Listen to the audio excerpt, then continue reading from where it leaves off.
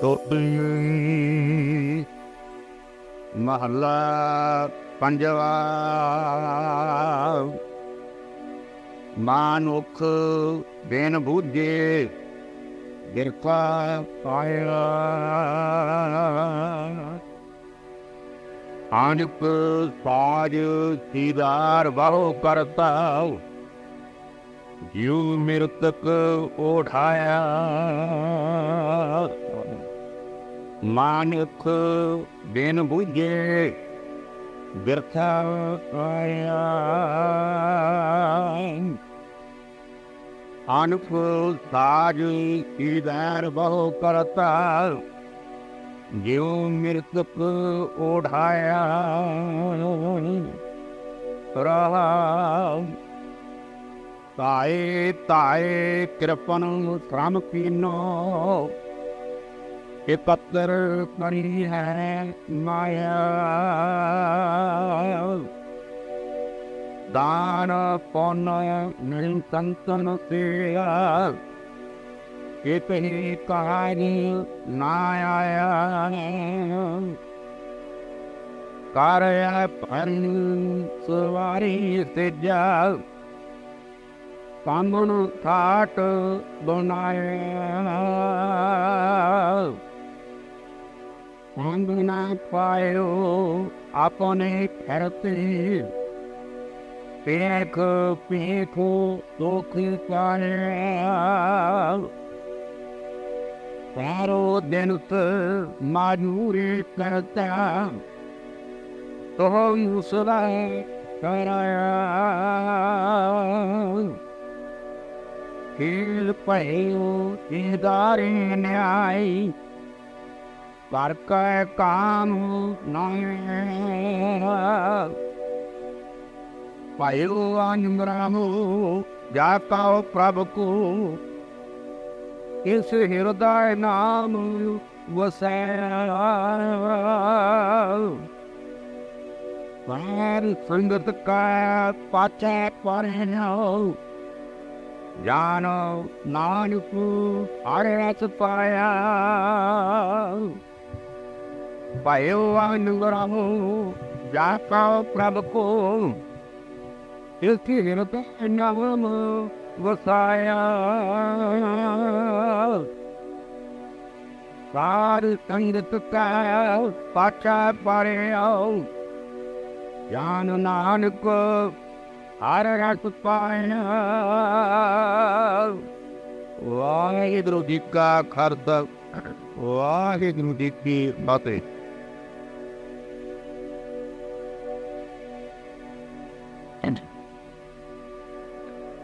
ਗੁਰੂ ਰੂਪ Sahib Singh JIO cunning ਫਤਿਹ ਕਬੂਲ ਕਰਨੇ। ਵਾਹਿਗੁਰੂ ਜੀ ਕਾ Khalsa. And what is it? ਪਾਵਨ ਪਵਿੱਤਰ ਲੈ ਰਾਗ ਟੋਡੀ, ਧੰਨ ਗੁਰੂ ਅਰਜਨ ਦੇਵ ਜੀ ਮਹਾਰਾਜ ਦਾ ਮਰਵੂਲ ਜਿਹੜਾ ਸੋਚ ਵਿਸ਼ਾਲ ਪਰ ਕਰਮ ਚੱਲਦਾ ਹੈ। ਜੀਵਨ ਦੇ ਲਕਸ਼ ਨੂੰ ਸਮਝਣ ਬਿਨਾ ਜੀਵਨ ਬਤੀਤ ਕਰਨਾ ਵਿਅਰਥ ਹੈ। ਕਿਦੋਂ ਜੀਵਨ ਦਾ ਲਕਸ਼ ਕਿਉਂ ਜੀ ਰਿਹਾ ਹੈ? ਜੀਵਨ ਕਿਉਂ ਹੈ?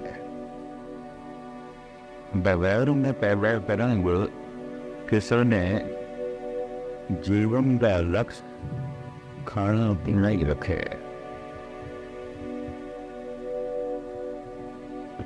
ਇਹ ਇੱਕ ਸਾਧਨ ਸੀ, ਲਕਸ਼ ਨਹੀਂ ਸੀ। ਕਿਸੇ ਦੇ ਜੀਵਨ ਦਾ ਲਕਸ਼ ਪਰਿਵਾਰ ਹੈ, ਜਨ ਸੰਪਦਾ ਹੈ। ਇਸ ਤੋਂ ਅੱਗੇ ਅੱਜ ਤੱਕ ਮਨੁੱਖ ਦੁਨੀਆ ਨਿਗਾਹ ਨਹੀਂ ਗਈ। ਇੱਥੇ ਵੀ ਰੁਕਿਆ ਗਿਆ, ਇੱਥੇ ਵੀ ਰੁਕਿਆ। ਤੋ ਸਾਹਿਬ ਕਹਿੰਦੇ ਨੇ ਉਹ ਲਕਸ਼ ਨਹੀਂ ਹੈ, ਜੀਵਨ ਦਾ ਇਹ ਲਕਸ਼ ਨਹੀਂ ਹੈ, ਜੀਵਨ ਦਾ ਉਹ ਨਿਸ਼ਾਨਾ ਨਹੀਂ ਹੈ, ਜੀਵਨ ਦਾ ਇਹ ਕਾਰਨ ਨਹੀਂ ਹੈ। ਜਿਹੜੇ ਜਿਹੜੇ ਲਕਸ਼ ਬਣਾਏ ਹੋਏ ਨੇ ਇਹ ਤੋਂ ਸਾਹਿਬ ਨੇ ਸਾਧਨ ਨੂੰ ਲਕਸ਼ ਸਮਝ ਲਵੇ तो कुदरती गल है जब साधन ही नक्श हो गया तो लक्ष्य से असंगत बढ़ जाएगा, बढ़ जाएगा। तो लक्ष्य नहीं आए, लक्ष्य भूले आए। इसे वास्ते अवतारी पुरुष कहते ने याद करो किसनो लक्ष्य नो। लक्ष्य की है परमात्मा, लक्ष्य की है ईश्वर, ये भूले आए। करीबन करीबन सारी कायनात नो भूले आए। की होया कोई करोड़ों दे च एक अद मनुख नू लक्ष्य का पता, लक्ष्य की समझ है, नेकियां नो नहीं है। जिस जिसमें भी लक्ष्य का वर्ब नहीं है, महाराज कहने ने उदा संसार ते आना व्यर्थ है, फिजूल फिजूल जी रहे है, व्यर्थ जी रहे है। इस तरह इस विचारधारा नो धन गुरु अर्जन देव जी महाराज आरंभ करते ने। मैं इस कहना सार्थक है उस मनुख का जीवना जिन्हों लक्ष्य की समझ है ते जीवन लक्ष्य की तरफ जा रहे हैं। लक्ष्य भी कोई समझ ही नहीं है कि जब समझ ही नहीं है तो फिर जीवन उस पासे नहीं जा सकता। चंगे चंगे गुनाह नूं असीं सत्संगी कहने, प्रेमी कहने, नितनेमी कहने। इन्हों को भी जीवन का लक्ष्य परमात्मा नहीं है, नहीं। उन्होंने साधन नूं ही लक्ष्य समझे हुए हैं कि किसी हद तक वो लक्ष्य परमात्मा है। इन्हों साधन भी तरह वरतते ने भी हे प्रभु तू ऐ करी, तो ऐ करी, तो ऐ करी, नहीं तो फिर प्रभु फल मिले। उसका मिल जाना सब कुछ का मिल जाना, तो प्राप्ति सब कुछ की प्राप्ति है। तो कहता है दसुरती सब कुछ खुदा से मांग लिया, खुदा को मांग कर उठते नहीं न आंख मेरे इस दुआ के बाद। कहता है जिस बंदा मैं रब नूं मंगे उन होर कुछ मंगना चंगा ही नहीं लगता। रब को नहीं मंगे, मैं रब नूं ही मंगे और कुछ नहीं मंगे। परमात्मा को की मंगे, परमात्मा को परमात्मा ने ही मंगे। बड़ा सियाना होवेगा, सूझवान होवेगा, यही सियाने है। बाकी सब मेव ने जो परमात्मा को लो और तो मंग लेंदे ने, पर परमात्मा नूं नहीं मंगदे। ते जिहड़े होर मंगदे ने सब कहते ने मम्मा मांगन हार ए आना। ये सब ए आने ने, बच्चे ने, नादान ने, ना समझ ने। मम्मा मांगन हार ए आना, ए आने ने खिलौने ही मंगने ने। कई दफे खिलौनिया की ममता करके, खिलौनिया भी पकड़ करके मां नूं भी भुल जाता, प्यो नूं भी भुल जाता। जरा वड्डा हो गया, खिलौने वड्डे हो गए ने, हुण परिवार करके निरंकार नूं ही भुल गए। हुण पदार्थां करके परमात्मा नूं ही भुल गए। परमात्मा को अगर कुछ मंगण वास्ते भी जाता, किसी मंदिर मस्जिद गुरुद्वारे तो साधना भी करता है, जप तक भी करता है, परमात्मा को मंगता है। परमात्मा ने छेड़ के सब कुछ मंगता, सब कुछ मंगता एक परमात्मा को छोड़ के। जेड़े जेड़ा मंगता है और जो कुछ मनुख मंगता है, वो तो गुरबाणी कहती है बिना मंगिया ही बिगड़े है। अड़ मंगिया दान देवना, कहो नानक सच संभाल लिए। साड़ी मेहनत कोई संसारी अजाई नहीं जाती, और वो साड़ी प्राले ने मंगू तो मिलता जाए, बिना मंगिया ही मिलता जा रहा है। इस वास्ते साहब कहते ने मांग मांग मांग मांग न मांग सो एक है मांग, उस एक नु ही ना छड़ बाकी, बस उस एक नु छड़ के ही सब कुछ मंग रहे हैं। चंगे चंगे सत्संगी नितनेमी प्रेम। महाराज कहते ने मांग न मांग सो एक है मांग, नानक जाकर परे परा। सारे धनिया तो सारे दुखा तो मुक्त हो जाए, उस एक नो मन। सब कुछ खुद ऐसे मांग लिया, खुदा को मांग कर दुख पे नहीं है हाथ मेरे, इस दुआ के बाद। कहगा जिस बंदा मैं ये मंग रहा है, हुण और कुछ भी मंगना चंगा नहीं लगता। पर परमात्मा लक्ष्य होवे तां ऐसा होंदा है। सतसंग कीता होया किस दा सफल, जिन्हें जीवन का लक्ष्य परमात्मा नो समझ दे। सतसंग कीता सफल होया। ते जन्म किस दा सफल होया, जेदा जीवन लक्ष्य तक पहुंच गया। ये दो तरह की सफलता है। पहली सफलता कीर्तन सुनन दी, कथा सुनन दी, जप तप करन दी, दान पुण्य करन दी, सतसंग दे जाण दी सफलता। किस दिन सफलता? जिस दिन जीवन का लक्ष्य केवल गुरु नूं लग दिता है, परमात्मा तो ही मिल। ये सतसंग का फल मिल गया, समझ मिल गई, पता चल गया। पर संसार ते आया है मिलिया होया जन्म, ये कदों सफल होगा जब जीवन लक्ष्य तक पहुंच गया। एक समझना है, एक प्राप्त करना है। जिन्हों जानना है उन्होंने प्राप्त करना है, जिन्हों प्राप्त करना है उन्होंने पहले जान। ऐसा कुछ ख्याल मेरे पातशाह ने इस वाक दे दिता है। उस परमात्मा तो बिना गो मंगना है तो किसी और चीज़ को लक्ष्य रखना है। इस पावन पवित्र वाक विच मेरे पातशाह ने उदाहरण प्रमाण दृष्टांत बड़े सुंदर दिते हैं, बड़े प्रबल दिते हैं। इस वास्ते वो सारे दृष्टांत भी आप जी के सामने खोलिए। लड़ीवार आप वाक नूं सरवण करो, प्यार नाल आखो सतनाम श्री गुरु। टोडी महंदा पंजवा मानुख वेरबुज व्यर्था। मनुख जीवन के लक्ष्य नूं समझे बिना व्यर्थ आया, उसका जन्म व्यर्थ गया। ਇਹਦਾ संसार ते आवना व्यर्थ, ਇਹਦਾ जीवना व्यर्थ। ये लक्ष्य का नहीं पता, ये लक्ष्य भी नहीं समझ आती। आनपुर पाजर खिलगार मनो परता, जो मृतक ओढ़ाया।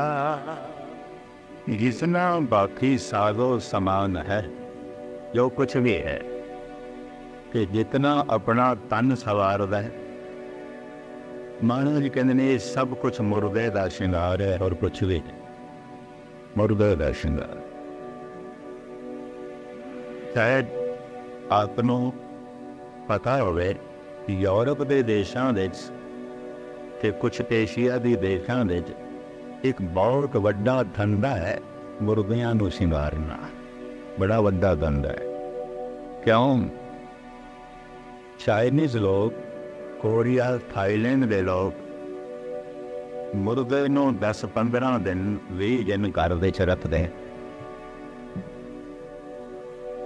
उसनूं बहुत चंगा समझिया जाता है जेड़ा जितने ज्यादा दिन तक मुर्दे नूं घर दे च रखे।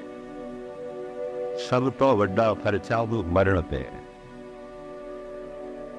यूरोप के देशों के अंतिम संस्कार की बकायदा डेट गवर्नमेंट वालों मिलती है, हॉस्पिटल तो मिलती है। 5 दिन बाद, 10 दिन बाद, महीने बाद, इतने दिन तक तो मुर्दा घर देख रहा। अंतिम संस्कार वाले दिन घर देख लिया जाता, सारे दर्शन करते फिर लै जाते। थाईलैंड ਵਿੱਚ ਇੱਕ ਦੋ ਸਮਾਗਮ ਮੈਨੂੰ ਦੇਖਣ ਨੂੰ ਮਿਲੇ, ਕਿਉਂਕਿ ਇੱਕ ਪਤਵੰਤਾ ਸਿੰਘ ਉਹਨਾਂ ਦਾ ਦੋਸਤ ਚਲਾਣਾ ਕਰ ਗਿਆ ਸੀ ਕਿ ਮੈਂ ਉਹਨੂੰ ਕਿਹਾ, ਮੈਂ ਕਿ ਥਾਈਲੈਂਡ ਵਾਸੀਆਂ ਦੀ ਮੈਂ ਅੰਤਮ ਕਿਰਿਆ ਦੇਖਣੀ ਹੈ, ਇਹ ਕੀ ਕਰਦੇ ਨੇ, ਉਹ ਲੋਕ ਕੀ ਕਰਦੇ ਨੇ। ਮੈਨੂੰ ਕਹਿੰਦੇ ਵੀ ਮਸਕੀਨ ਜੀ ਅੱਜ ਅੰਤਮ ਕਿਰਿਆ ਨਹੀਂ ਹੋਣੀ, ਉੱਥੇ ਵੀ 5 ਦਿਨ ਮੁਰਦਾ ਘਰ ਵਿੱਚ ਰਹੇ, ਫਿਰ 20-25 ਦਿਨ ਘਰ ਵਿੱਚ ਬੈਠਕ ਚੱਲਦੀ ਹੈ, ਸਵੇਰੇ ਤੇ ਸ਼ਾਮ ਬਿਰਾਦਰੀ ਦੇ ਬੰਦੇ ਆਉਂਦੇ ਨੇ, ਫਿਰ 20-25 ਦਿਨ ਉਹਨਾਂ ਨੂੰ ਸਵੇਰੇ ਸ਼ਾਮ ਅੱਛੇ ਤੋਂ ਅੱਛਾ ਪਕਵਾਨ ਖਿਲਾਇਆ ਜਾਂਦਾ ਹੈ ਜੋ ਵਿਆਹ ਸ਼ਾਦੀਆਂ 'ਚ ਵੀ ਨਹੀਂ ਆਉਂਦਾ। ਇਸ ਵਾਸਤੇ ਮਰਨ ਤੇ ਪਰ ਚਲਿਆ, ਪਰ ਉਹਨਾਂ ਦੇ ਪੁਰੋਹਿਤ ਪੰਡਤ ਕੁਛ ਪੜ੍ਹਦੇ ਰਹਿੰਦੇ ਨੇ, ਕੁਛ ਗਾਉਂਦੇ ਰਹਿੰਦੇ ਨੇ। ਲੋਕੀ ਆਉਂਦੇ ਨੇ, ਘੰਟਾ ਅੱਧਾ ਘੰਟਾ ਬੈਠਦੇ ਨੇ, ਚਲੇ ਜਾਂਦੇ ਨੇ, ਖਾਂਦੇ ਨੇ, ਪੀਂਦੇ ਨੇ, ਚਲੇ ਜਾਂਦੇ। ਮੈਂ ਕਿਹਾ ਮੈਂ ਦੇਖਣਾ,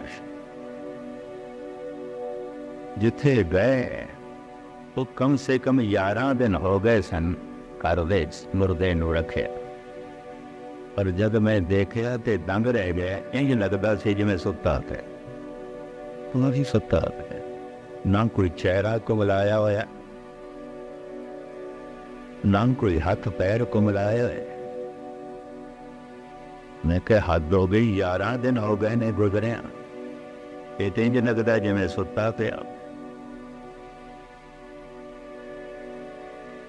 ਇੱਕ ਅੱਜ ਕੱਲ੍ਹ ਧੰਦਾ ਹੈ, ਐਸੇ ਕੈਮੀਕਲਸ ਮੁਰਦੇ ਦੇ ਅੰਦਰ ਪਾ ਦਿੱਤੇ ਜਾਂਦੇ ਨੇ, ਇਸ ਢੰਗ ਦਾ ਸਵਾਰ ਦਿੱਤਾ ਜਾਂਦਾ ਹੈ, ਸ਼ਿੰਗਾਰ ਦਿੱਤਾ ਜਾਂਦਾ ਹੈ, ਇੰਝ ਲੱਗਦਾ ਜਿਵੇਂ ਸੁੱਤਾ ਪਿਆ। ਇਹ ਘਟਨਾ ਵੀ ਯਾਦ ਆ ਗਈ ਹੈ, ਕਹਿ ਦਿਆਂ ਸਿੰਘ ਸਾਹਿਬ ਗਿਆਨੀ ਚੇਤ ਸਿੰਘ ਹੁਣ ਤੇ ਨਹੀਂ ਗਏ, ਹੈਡ ਗ੍ਰੰਥੀ ਸ੍ਰੀ ਦਰਬਾਰ ਸਾਹਿਬ, ਇਹਨਾਂ ਦੇ ਰਿਸ਼ਤੇਦਾਰ ਕੋਈ ਬੇਗੋਵਾਲ ਲਈ ਰਹਿੰਦੇ ਸੀ। ਉਹ ਨੌਜਵਾਨ ਕਿਧਰੇ ਜਰਮਨੀ ਕੰਮ ਕਰਦਾ ਸੀ, ਹਾਦਸੇ ਚਲਾਣਾ ਕਰ ਗਿਆ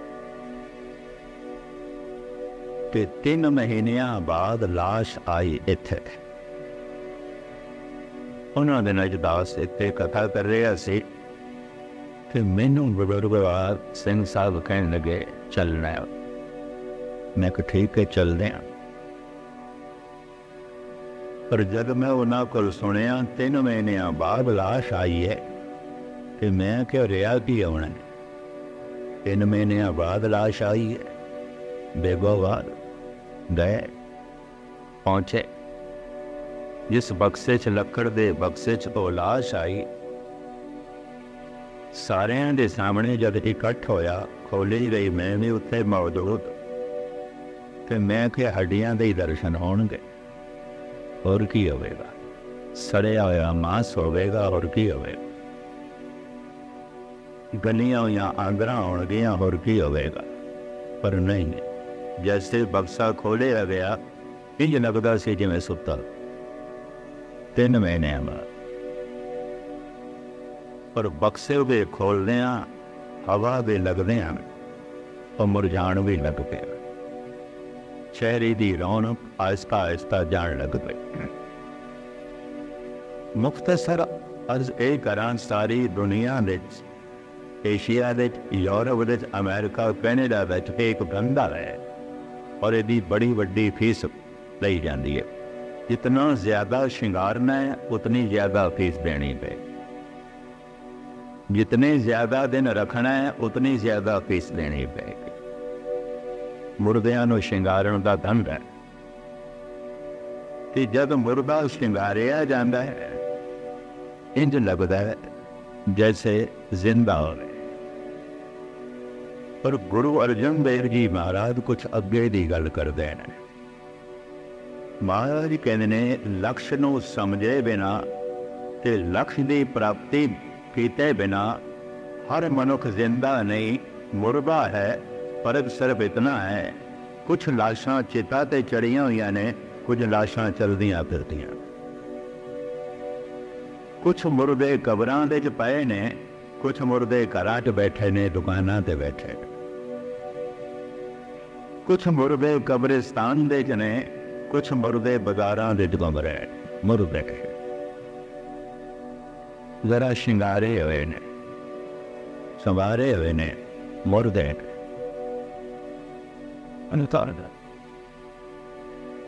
सिर्फ तन दे तल दी जिंदगी दिखाई दे रही है, अंदरों मन मुर्दा है। हुण मैं इस तरह मुर्दे नूं जिवाणा बड़ा औखा है। मन नूं जिहड़ा मुर्दा आख्या गया है, तो इस तरह गूढ़ी नींद, जिवें आम कहने ने नींद ते मौत बराबर है। मौत भी संबंध तोड़ देंदी है, नींद भी संबंध तोड़ देंदी है। मन सुत्ता पिया है परमात्मा दे प्रति, इस वास्ते कहते हैं ना मुर्दा है। पर यह मुर्दा जिंदा हो सकता है, इनू जिवाया जा सकता है, इनू जिंदा किया जा सकता है, इनू उठाया जा सकता है। कीर्तन दे राहें, कथा दे राहें, सत्संग दे राहें। जैसे लक्ष्य की समझ आएगी, ये फिर लक्ष्य की प्राप्ति पर बिना रहेगा नहीं। और मैं फिर दोहरा दें, इस सत्संग का फल की है, लक्ष्य की समझ आ गई है। जीवन का लक्ष्य परमात्मा है, जीवन का लक्ष्य ईश्वर है, गुरु है। समझ आ गई, सत्संग का फल मिल गया है। ये मनुख हुण जब तक कीते बिना रहेगा नहीं। ये मनुख हुण साधना लई वध तो वध समा कटेगा। ये मनुख हुण जब तक लई बहुत वड्डा समा कटेगा। लक्ष्य की समझ नहीं आई तो महाराज कहते ने फिर मुर्दे ही ने। ये मुर्दे जरा चलते फिरते ने, कदी घर दे चाहुंदे ने, कदी बाजार दे चाहुंदे ने, कदी दुकान दे चाहुंदे ने, कदी फैक्ट्री दे चाहुंदे ने। सब चलदियां फिरदियां लाशां। महाराज ऐसा कह रहे हैं। और भी ऐसा फरमान कर दें, नाम बिना जेता व्यवहार, गुरु अर्जन देव। नाम बिना जेता व्यवहार, ज्यों मेरे तक मिथ्या सिंगा। सारा आवर श्रृंगार मुर्दियां दा सिंगार, मुर्दे श्रृंगार है। कब्रिस्तान दे तहत इतनियां कबरां ना होवन जिहदियां चलदियां फिरदियां कबरां दिखाई दें। कुछ भी नहीं है जीवन दे, कुछ भी नहीं। जरा खोल के देख लेना, सिवाय मुर्गमी तो होर कुछ भी नहीं निकले, सिवारे रोने पिटण तो होर कुछ भी नहीं निकले। खोल के देख लेना। मैं अक्सर अर्ज करता हूं ना, हर मनुख ने पता न कितना रोना छुपाया होया है, कितना दुख छुपाया होया है। ये हसदे मुस्कुरांदे चेहरे पता नहीं कितना रोना छुपाई बैठे। ये चमकदे ते चुपड़े मथे कितना कलेश छुपाई बैठे ने।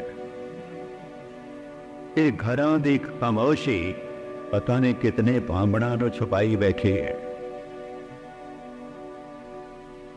दस ये चमदियां फिरदियां लाशां, ये कबरां, ये शमशान घाट।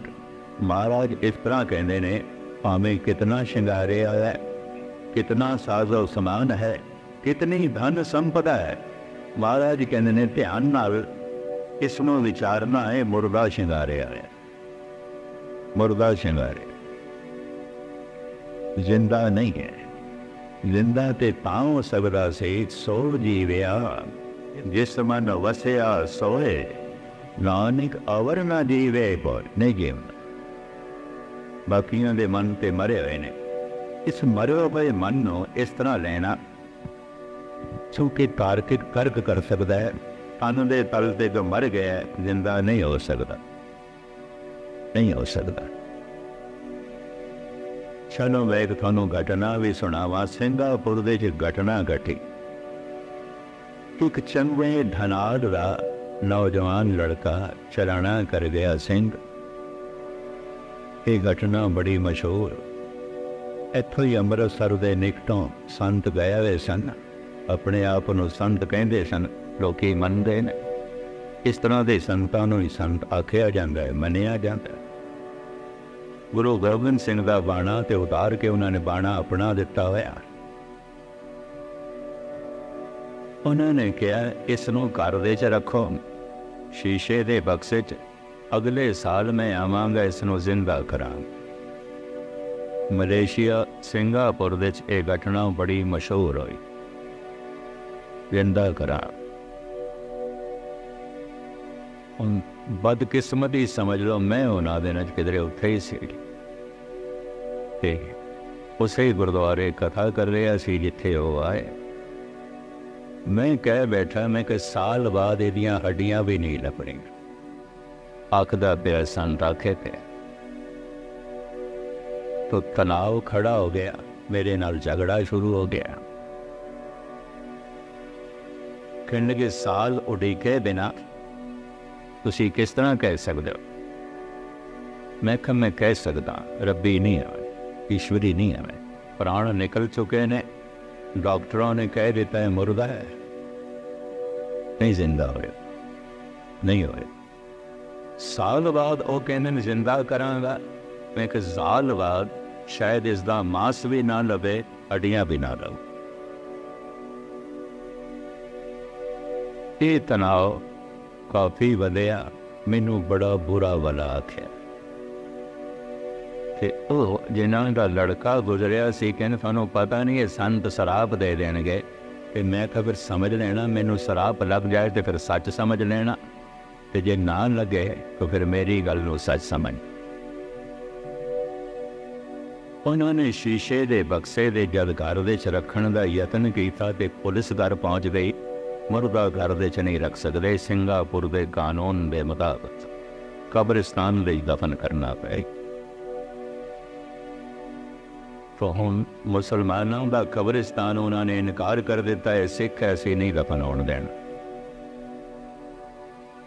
ईसाइयों का कब्रिस्तान उन्होंने भी इनकार कर दिता, इत्थे सिर्फ ईसाई दफन हो सकते हैं। बोधियां के कब्रिस्तान दे दफन किया। ते संतां ने कहा साल बाद जिंदा करांगे, साल तो पहले पहले संत आप चलाना कर गए। उन्होंने भी शीशे के बक्से च रख के सवार के रखना पाया, क्योंकि उन्होंने भी इस तरह की वसीयत की हुई सी। शायद सोचते होंगे 2-4 साल बाद मैं जिंदा हो जावांगा, बक्से च ही रखना मैनू।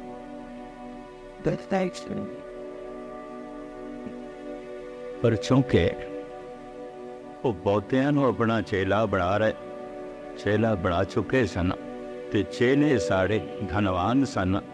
ते धनवान कोई 100 दे च एक अध कोल अकल होंदी है, बाकी ते अकल नूं ताले ला के ही रखदे। बाकियां दी अकल ते बस दाने ही होंदी और कुछ नहीं, इस तो इलावा उन्हां दी अकल नहीं होंदी। मायादारी अत अन्ना बोल इते अंधे होंदे ने, ना सच वेख सकदे ने, ना सच सुन सकदे ने। मैं ये लफ्ज़ भी कहे, मैं कहा थानू गुरबाणी की सच्चाई ना सुनाई दे रही है ना दिखाई दे रही। तो मैं कहा गुरबाणी की रोशनी कहा जा सकता है अंधे हो। अज इस घटना को अंदाजन 25-26 साल हो गए ने, शायद इस तो भी ज्यादा।